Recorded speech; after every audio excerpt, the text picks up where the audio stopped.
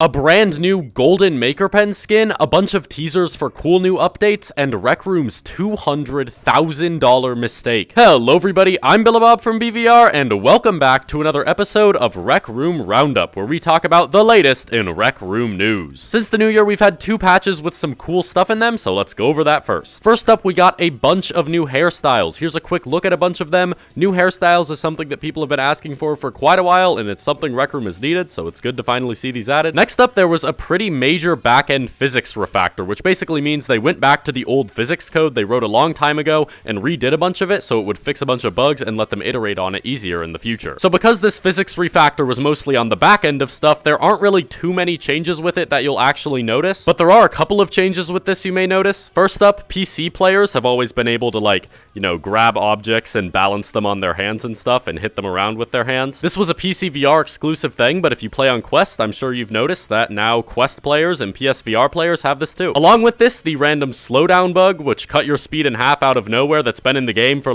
over a year now and was actually a really big issue, has finally been fixed. Stunt Runner is actually playable again now. It's crazy. So yeah, while this physics refactor didn't really have too many actual changes that you'll notice, it's always good to go back and update old code and make sure that it's uniform across all platforms. Next up, Rec Room Plus members are now going to be getting free seasonal items. So basically, on top of the Rec Room Plus items that you could buy in the store before, Rec Room Plus members are now going to be every month getting a free set of limited time exclusive items as well. And here is the first seasonal set. It is the Mighty Princess outfit for February. I have no idea how this relates to the current season, holidays, or just February. I thought it'd be Valentine's Day related, but whatever, it's still pretty cool regardless. Personally, I think this is a cool new feature. A lot of people complain when they add new stuff to Rec Room Plus because they feel like they're missing out, but I mean, it's like a paid service, so you have to expect that they're going to be getting more. Alright, next let's talk about some clips that developers have posted of features that are coming up soon but haven't been released yet. First up, there is this mysterious sparkler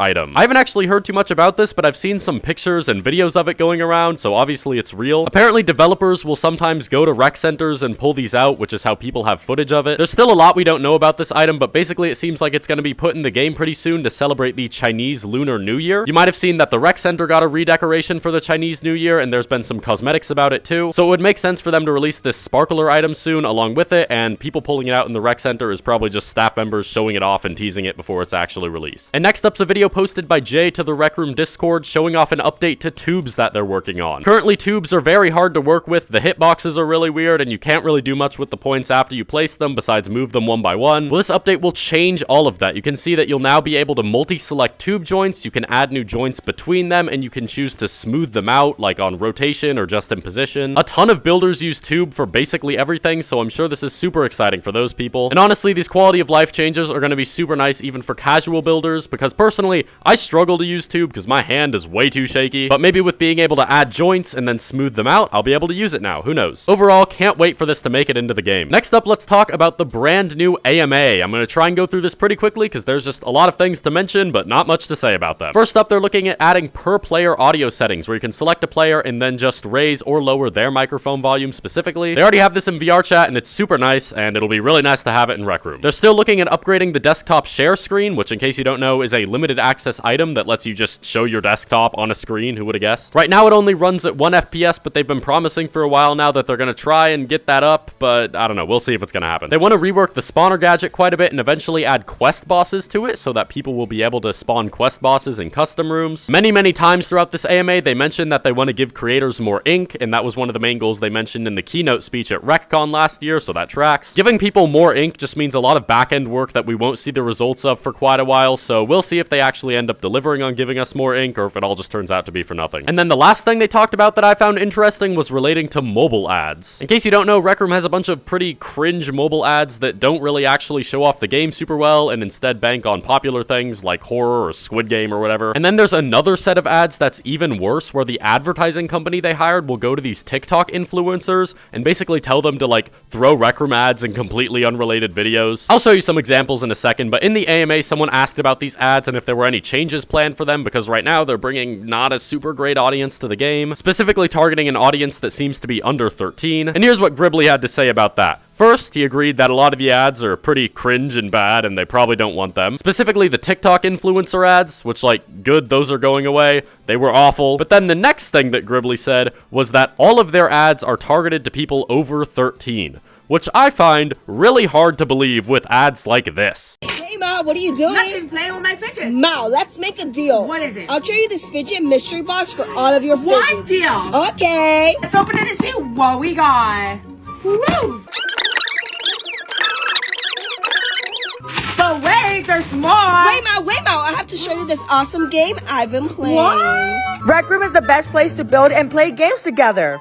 You get to customize and dress up your own character. I love playing. It's so fun and addicting. I should have downloaded Rec Room now. Link in bio. So, I'll let you draw your own conclusions about the target age demographic from that. Overall, though, they've finally acknowledged these ads, and it seems like they're gonna try and get rid of some of the worst ones and stop them from being made.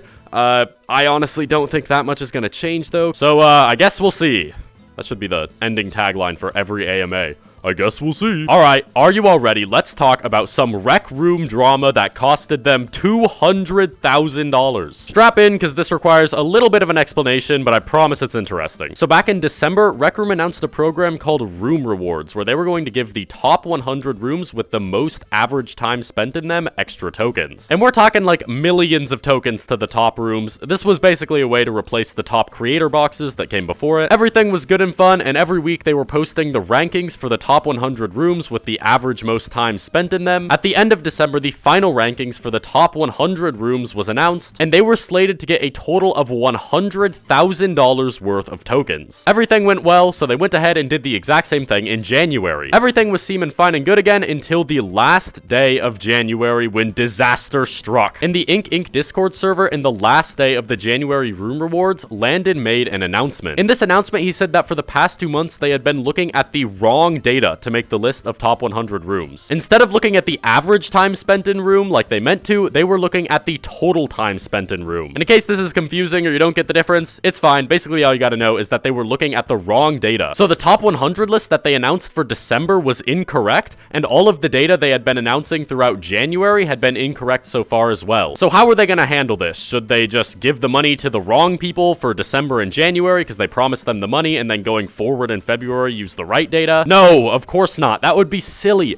Instead, they retroactively went back to December and on the final day of January and completely changed the lists to be on the new metrics. So I'm sure, as you can imagine, there is now a large group of room creators that was on that original list that was promised millions of tokens that are now being told they're no longer going to get those tokens. And on top of that, this change was made in the final day before the January room rewards was going to end. So it just felt like they were switching it at the last second and taking away all that money they promised. So after a lot of discussion and a few hours, Landon came back with another announcement. And basically he said that now for both December and January, both the correct and the incorrect list of top 100 was going to get the rewards they were promised. If you remember, the rewards for a single month was $100,000. So adding in basically 2 extra months like that to account for the wrong data set is $200,000 extra in tokens that they have to give away now. And that was Rec Room's $200,000 mistake, looking at the wrong data set for 2 months and only noticing at the last minute. It was a very interesting situation, and it makes you wonder how viable Rec Room actually will be as a job in the future if you're just trying to make a living off of building like they want people to be able to. In the end, I'm glad that both groups of creators are going to be getting the tokens that they deserve, and I think that they made the right call here. Let's just hope that stuff like this doesn't happen again. Next, real quick, let's talk about some events and announcements stuff. First up, by the time you're watching this, the play phase for the Folklore build contest has begun. So make sure to use the Folklore tag in your play tab to go around and check out all these awesome rooms that people have been working on over the past month. Of course, as always, I will cover the roomies when they happen and let you know who wins the contest, so make sure to subscribe if you want to see that. They've also announced that to commemorate the 1-year anniversary of the Creator Commerce program, which just lets creators in Rec Room cash out tokens for real money, they're introducing the Golden Maker Pen skin, which is going to go to anyone who has cashed out tokens within the first year. These Golden Maker Pen skins should be sent out pretty soon, and I'm excited to see them. And here is this week's weekly rotation of items. Of course they brought back my camera skin from 2019. They're just re-releasing all of my cool 2019 skins. Stop doing that.